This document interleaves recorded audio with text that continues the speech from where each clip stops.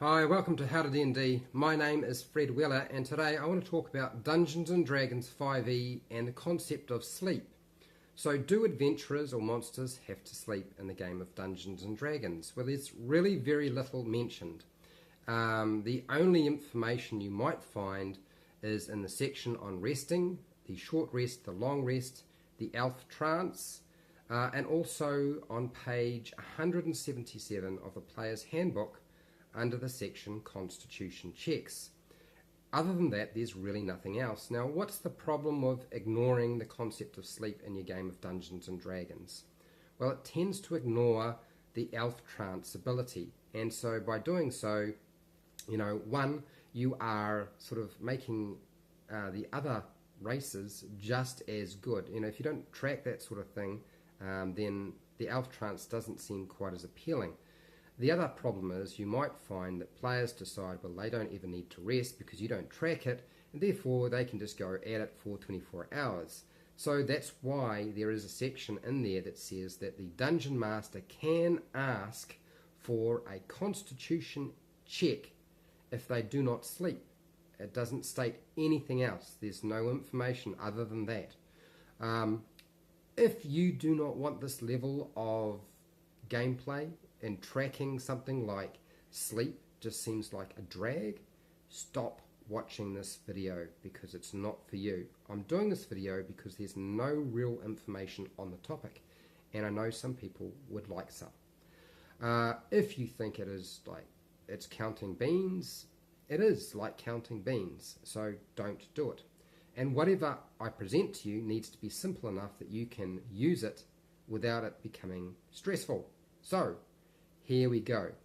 They don't state how much sleep you need in a 24-hour period. They don't state in the book what the DC or difficulty class is for the Constitution check. They don't state what the consequences of not sleeping are. It's left completely to the Dungeon Master. So here is what I am going to present you. Now, bearing in mind there's a deliberate reason why the creators of Dungeons & Dragons 5e did not give you really specific rules about sleeping. Probably because it is a pain in the butt. So, you don't have to do this. This is just something you can use if you feel it needs to be dealt with.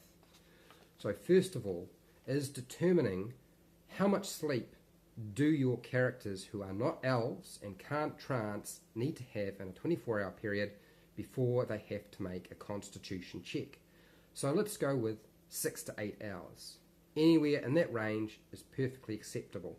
And they can take that sleep time at any time. They could break it up. They could take 2 hours here, 4 hours there, and maybe another 2 hours later on. It doesn't matter within that 24-hour period.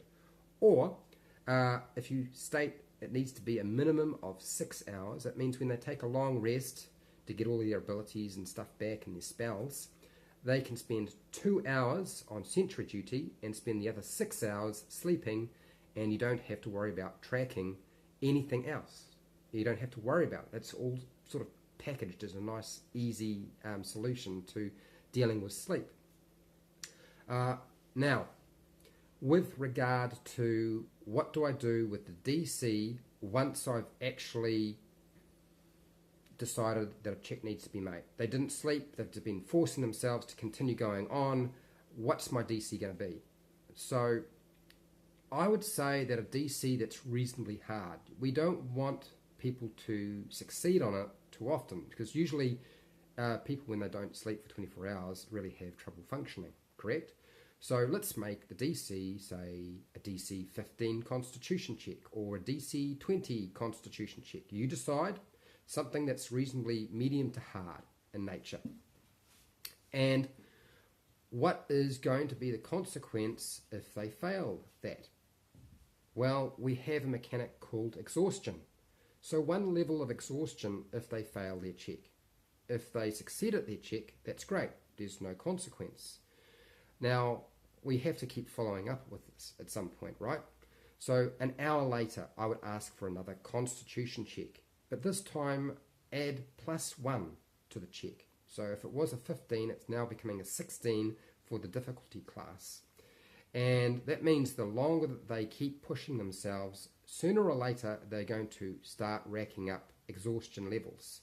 Maybe one level of it and then they decide to sleep, or multiple levels if they keep pushing themselves. And that's probably the simplest way to deal with sleep in the game of Dungeons and Dragons 5e.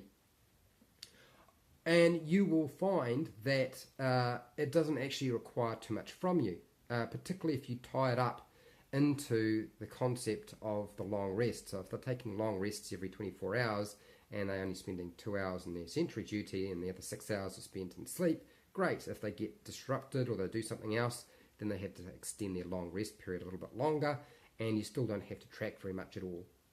Simple, nice and easy. Look, if you found this video helpful or informative, please share, like and subscribe.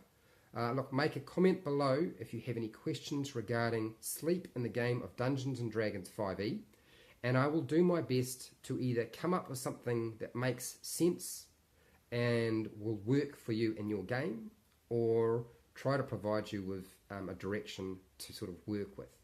If you have some feedback on how you deal with sleep in your game, put it in those comments. I would like to hear from you about it. Until next time, keep rolling a 20.